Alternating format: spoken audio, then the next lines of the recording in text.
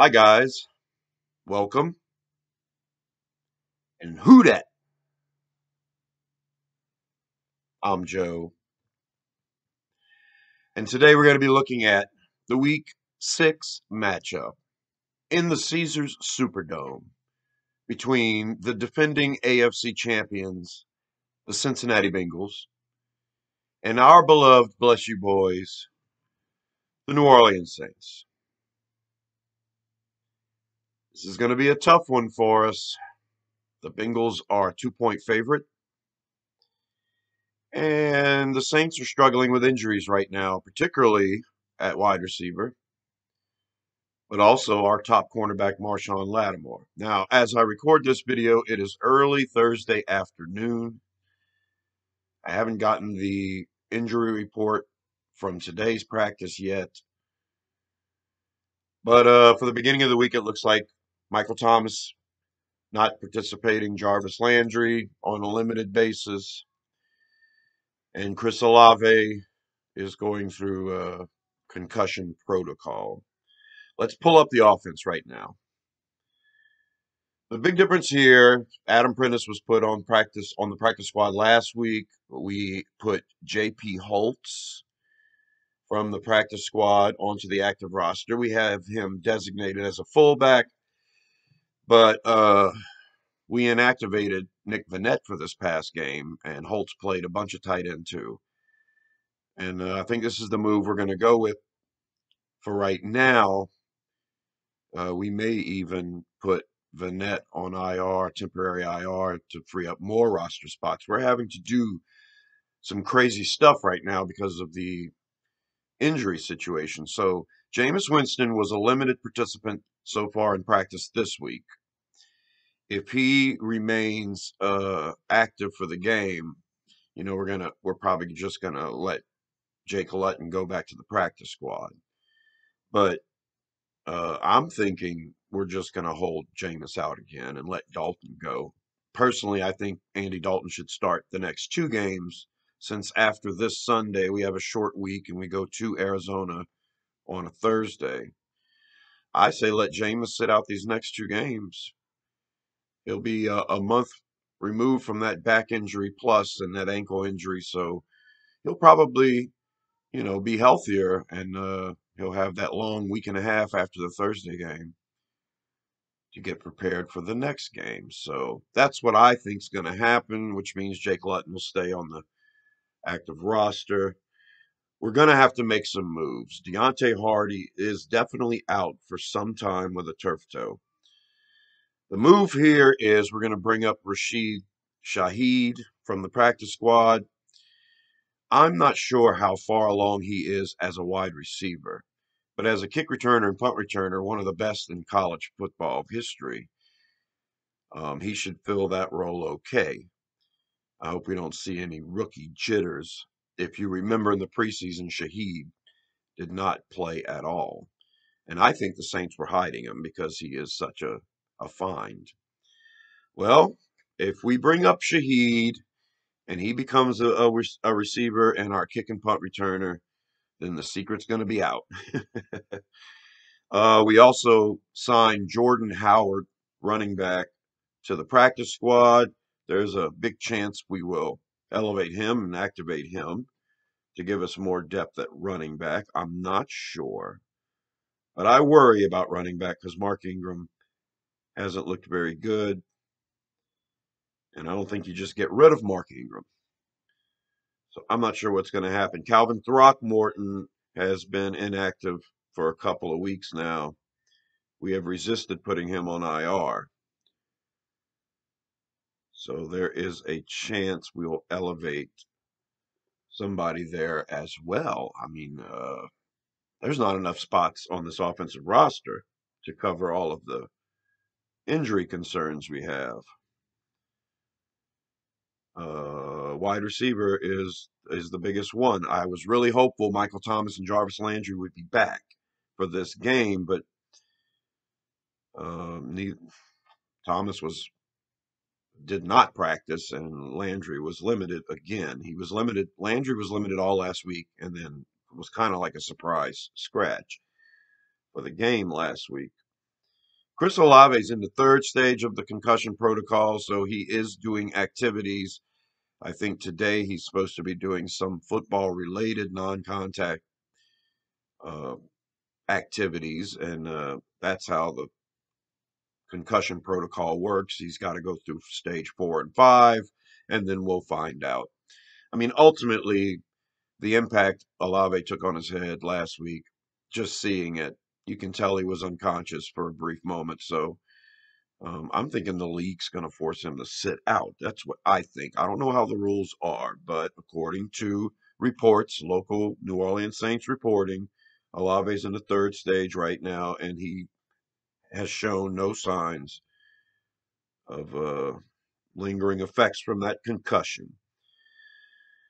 All right, so there's your offense. They've done very well the last 2 weeks. I hope this thing keeps rolling. Let's bring up the defense. The defense is what has struggled in the last couple of weeks, and the defense, of course, is what we are hoping to ride into the postseason and beyond. Big deal, Malcolm Roach from IR coming back. We kept Contavis Street. I thought we would let Street go after Roach came back, since we've been going with three defensive tackles this whole time. But Street is still on the roster. What we've done is we've taken Alante Taylor at cornerback and placed him on temporary IR, meaning technically we've got three cornerbacks, Adebo, Lattimore, and Roby. And Lattimore did not practice Wednesday, and I'm not sure if that injury is going to hold him out for a while or not. We signed Harris Jr. last week to the practice squad, and he was elevated, and he did play in the game last week. So Harris Jr. may be coming up again.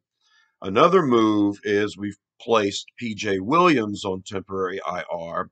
That sucks because he was so versatile. He could play the slot, he could play safety, and he could play outside corner, which we desperately need right now. But Williams is out, and that's another reason we got burned on big plays last week. Is because usually when Marcus May is out, it's PJ Williams. Well, he was out last week, and so we had to go with JT Gray. Now, in order to fill the gaps at safety, we've brought up Bryce Thompson. I think he started the season on IR, and he must have come off of IR and been on our practice squad. Bryce Thompson looked very good at the beginning of training camp last year in the OTAs and into training camp, but he just slipped off towards the end there. He didn't produce much in the preseason. I'm not sure if he was injured or not, but that was the point was either Justin Evans or Bryce Thompson. Thompson was in the lead to begin with, but Evans took it over, and by the regular season beginning, Evans seemed like a must to keep. You can see the talent in Evans. You can also see why uh, he was let go by the Bucks. I mean, he's just a hot and cold player. Hopefully, Bryce Thompson looks good in his return to the active roster. Still having Chase Hansen on this active roster surprises me, not to mention Contavis Street. But we may, we have to do something to bring in another cornerback or two up if Lattimore isn't playing. So here's your offense and your defense. And these things change so much every week. It's hard to tell. I mean, a couple of weeks ago, DeMarcus Fields was brought up from the practice squad right before the game. He's the one that blew the fake punt in that game. And then he was gone after that. I don't even think he's on the practice squad anymore. I haven't looked at a practice squad lineup lately. So much coming and going, and the Saints are known for signing really good rookie free agents. We're pretty good at picking up free agents in general that can plug and play. And when our roster gets ripped away from us, like it has been lately at running back, I mean, now technically, Tony Jones Jr. was waived by the Saints, and we were going to sign him to the practice squad, but he was claimed off waivers before he even made the practice squad by Seattle. And because he was claimed off waivers, Tony Jones Jr. could just simply be placed on Seattle's practice squad. They don't have to sign him. They didn't take him off our practice squad. It's very strange. So we'll see if Jordan Howard gets brought up to be our fourth running back. We like Dwayne Washington on special teams. The Saints have, I think, have made a couple of boneheaded moves when it comes to the roster. It's not just losing players off the practice squad. It's, not identifying certain players like Eric Wilson, for starters, the linebacker. He was signed off our practice squad, and our special teams coverages haven't been very good this year. And Eric Wilson specialized in that. So all year long, basically, we've had Chase Hansen on our roster when we could have had Eric Wilson. And Chase Hansen is not a standout special teams guy at all.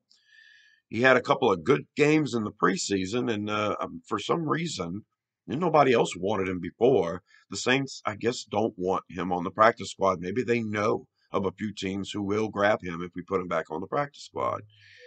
But I just think it's weird that you have a guy like Chase Hansen who's producing absolutely nothing during these regular season games, and you let a guy like Eric Wilson, who was a standout in camp and in preseason, who could be helping you on special teams in a big way, and you just let that guy get picked up.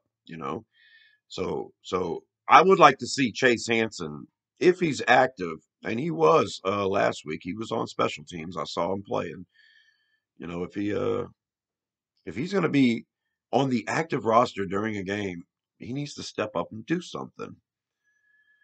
The same thing with guys like Peyton Turner and Carl Granderson and Passanio. Neither one of those guys are really showing anything right now. And Granderson's actually been playing special teams, so he's keeping his worth as being an active defensive end every week, week to week. And we've been kind of flip flopping between Turner and Passanio, and maybe we don't like the production in the middle there from either one of them to have Roach and Street as a backup defensive tackle.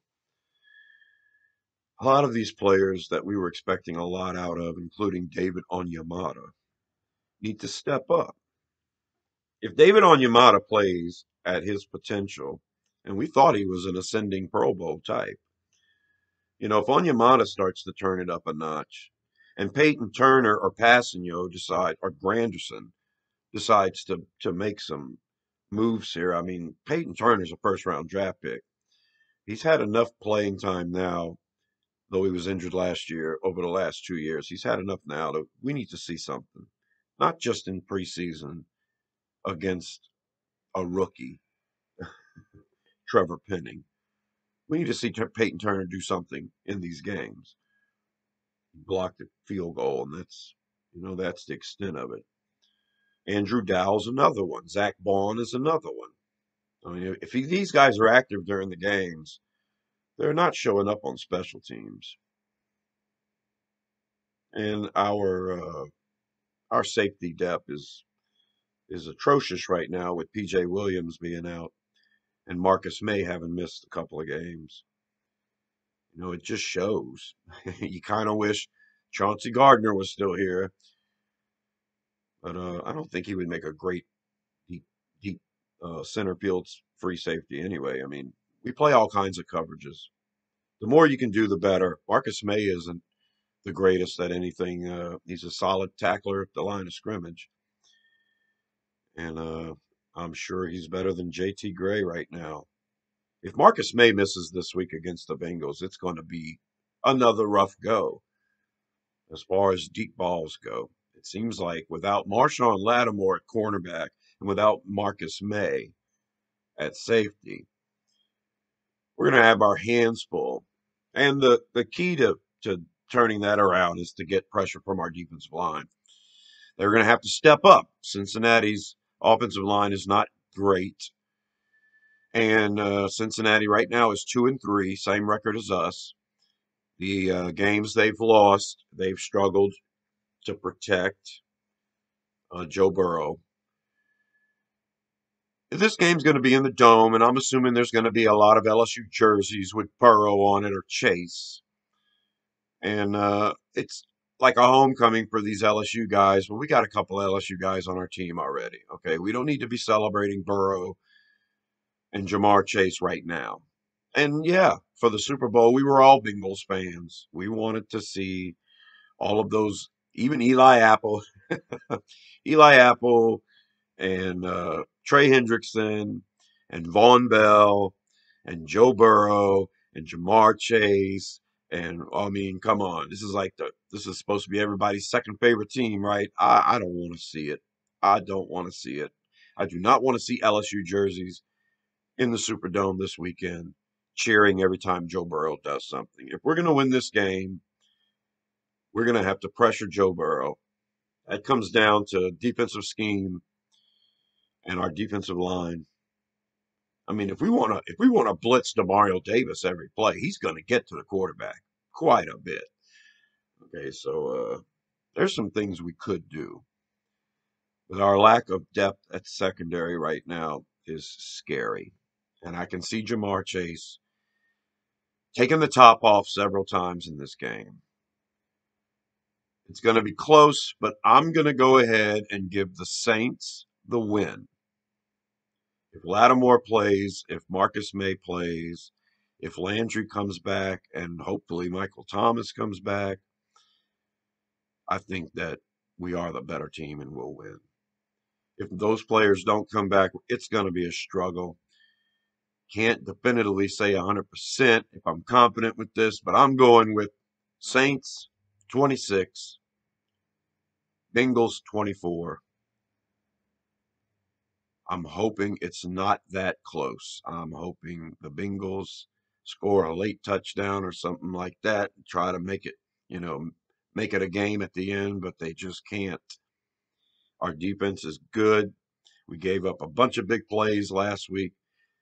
Seems like there's the potential to do it again. Joe Mixon is a great running back.